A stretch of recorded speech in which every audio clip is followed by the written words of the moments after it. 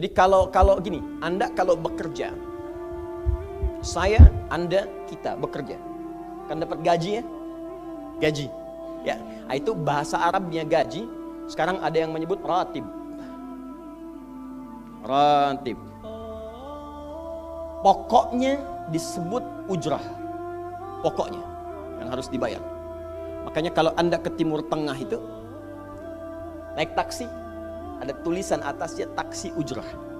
Ya, bukan punya si ujrah. Nanti kalau ke Mekah naik taksinya punya si ujrah, si ujrah punya banyak taksi. Ya, bukan. Itu taksi bayar, bukan gratis, bukan free. Jadi begitu Anda keluar menggunakan jasanya, bayar, berikan pokok dari jasa yang telah dia kerjakan. Perhatikan baik-baik, teman-teman sekalian. Ketika Anda bekerja dalam urusan dunia, Anda mendapatkan ujrah. Nih bayar 10 dinar, 10.000 rupiah, sekian, sekian, sekian. Ketika Anda kerjakan untuk misi akhirat supaya bekal untuk pulang, bukankah 10 juta ditabung, tabung, bikin rumah kan?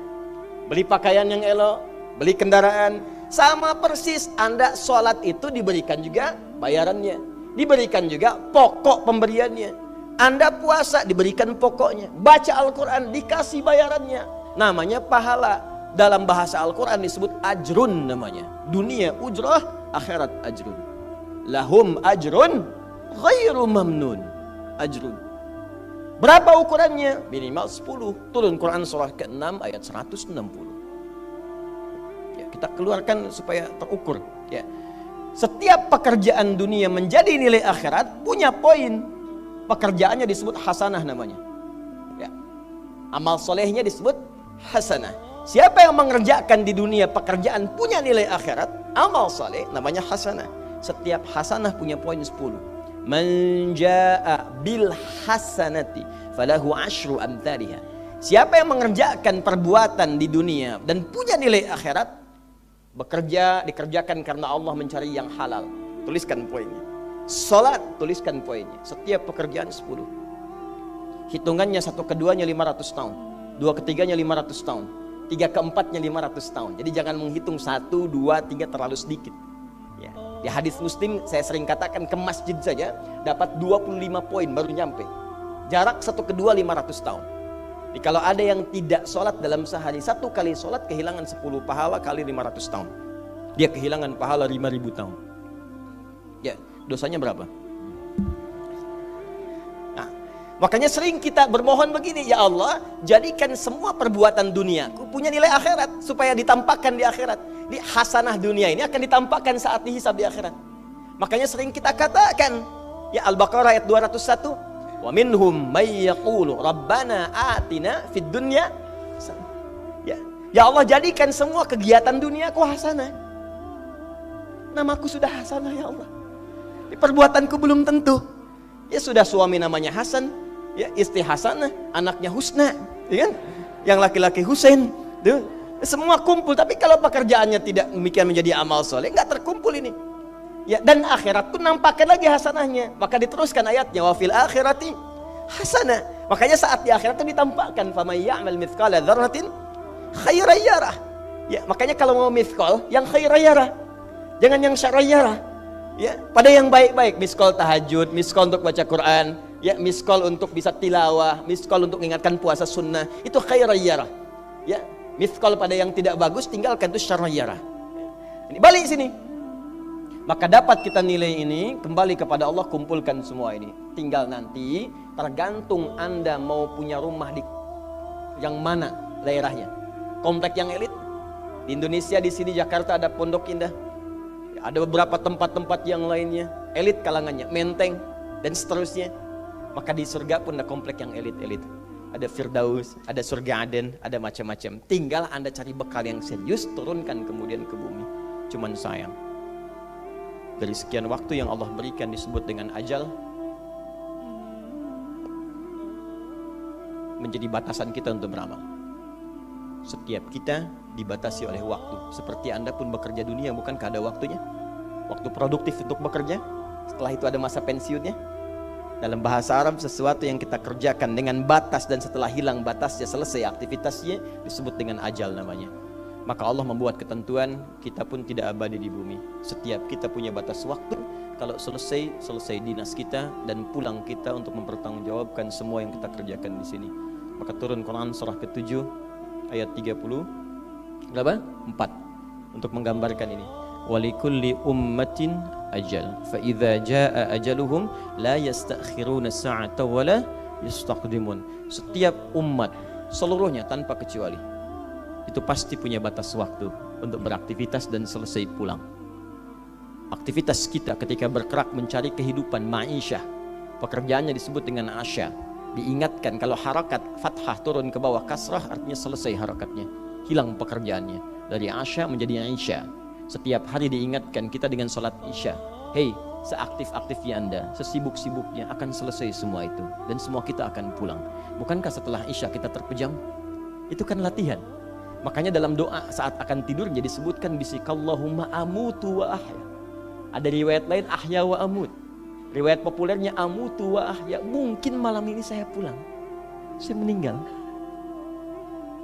Makanya saat kita bangun dari tidur kita ucapkan alhamdulillahilladzi ahyana ba'dama.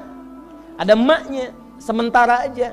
Satu saat mungkin pulang. Kita nggak tahu di bagian mana yang tidur itu mengakhiri kehidupan kita saat kita pulang. Karena itu serius. Ada saatnya kita pulang. Nah teman-teman, ternyata sudah tahu akan pulang pun masih ada yang tidak memanfaatkan waktu dengan baik. Tanyakan pada setiap manusia ya, dari detik ini, dimulai dengan diri kita manusia kan? Tanyakan pada diri kita, Anda wafat tidak? Anda pulang tidak? Anda meninggal tidak? Kalau sadar pulang, maka cari bekal yang baik. Berarti Allah benar kan? Kata Allah setiap kita akan wafat. Kullu nafsin dha'iqatul maut. Setiap yang punya jiwa meninggal. Bahkan dikasih informasi jelas kok. Yang bawa maut disebutkan namanya malakul maut. Quran surah 32 ayat ke-11. Qul yatawaffakum malakul mautil ladzi wukkila bikum. Disebutkan. Bayangkan ya, kurang jelas apa lagi? Disebutkan punya waktu namanya ajal, akan wafat disebutkan, yang bawa wafat kematiannya disebutkan malaikatnya. Cara wafatnya disebutkan, Quran surah 89 ayat 27 sampai 30.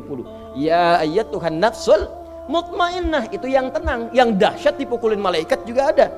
Ya, Quran surah 8 ayat 50 itu ada sambil dipukulin malaikat. Ya. Maaf teman-teman sekalian, ini sudah jelas semuanya. Jadi aneh manusia itu. Sudah tahu akan meninggal, tahu ada kenikmatan, ada siksaan, tahu ada surga, ada neraka, tahu ada kenikmatan kubur, ada siksa kubur. Kenapa masih main-main juga? Kenapa nggak dimanfaatkan? Dan dia tahu ada yang menyolatkan, ada yang disolatkan. Apa nggak sempat terfikir ketika Anda wafat siapa yang menyolatkan? Bukankah yang paling indah yang menyolatkan orang yang selama ini kita rawat? Anak yang pernah dikandung, diberikan ASI, dirawat-rawat. Anda menyiapkan apa gitu? Kita menyiapkan apa? Sayang-sayang investasi keluar banyak ketika wafat gak bisa berlaku apapun. Bahkan ada yang sebelum wafat pun sudah dibuang dari keluarganya. Waliyadzubillah. Nah, sekarang dari sekian kegiatan aktivitas kita, berapa yang sudah punya nilai di mata Allah menjadi amal saleh? Sekarang kita ukur. Ya, sekarang kita ukur. Pelan-pelan sebentar ya. Ini rata-rata usia berapa tahun? Oh baik, 40 tahun ke atas ya. Ya. Walaupun atasnya mungkin agak banyak, atas gitu ya, bagian. Nggak apa-apa. Fokus sini ya, edisi kali ini fokus saja. Biarkan saya yang datang, terangkan, tulis, hapus ya. Antum simak aja lah, simak, tulis dengan baik, mau ketawa-ketawa, sudah masuk surga alhamdulillah. Udah cukup dengan amin, lihat dulu. Ini saya sering sampaikan, ini kita kasih batas standar di Al-Quran aja lah, 40 tahun misalnya. Ya, standar keseriusan beraktivitas. Ya, lihat sini. Konon dalam sebuah penelitian sederhana, manusia itu kalau dihitung-hitung aktivitasnya setengah dari usianya, itu umumnya walau tidak semuanya teralokasikan untuk tidur, beristirahat, tidur. Dari mulai lahir, bayi kecil tidur, dewasa beraktivitas, tidur siang, tidur malam, tidur macam-macam, tidur kecapean, tidur ngantuk, tidur lelah, tidur segala rupa, tidur. Setengah dari usia. Jadi kalau 40 tahun, tidurnya berapa tahun? 20 tahun. Baik.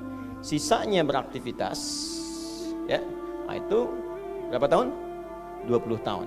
Jadi di sini kalau kita hitung, ya kalau beriman, alhamdulillah kita sholatnya, puasanya, baca Qurannya, tapi juga kerjanya, tertawanya, candanya, macam-macamnya 20 tahun. Dari 20 tahun ini, berapa yang jadi aktivitas ibadah? Yang jadi ibadah berapa?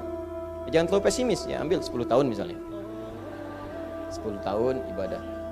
Nah, jadi di sini adalah sholatnya, baca Qurannya, puasanya, dan sebagainya, sedekahnya, infaknya. Apakah semua ibadah itu langsung diterima? Belum tentu. Syaratnya ikhlas. Wa ma umiru illa liya'budullaha mukhlishina lahuddin. Quran surah 98 ayat 5. Pertanyaannya, dari ibadah yang kurang lebih 10 tahun ini, berapa tahun yang ikhlas? Ya, ambillah tengah-tengahnya 5 misalnya kan. 5 tahun. Ini yang ikhlas, insya Allah. Yang ikhlas kurang lebih 5 tahun. Jadi usia 40 tahun ini yang produktif amalan yang kurang lebih harapan kita diterima oleh Allah insya Allah 5 tahun. Dosanya berapa tahun?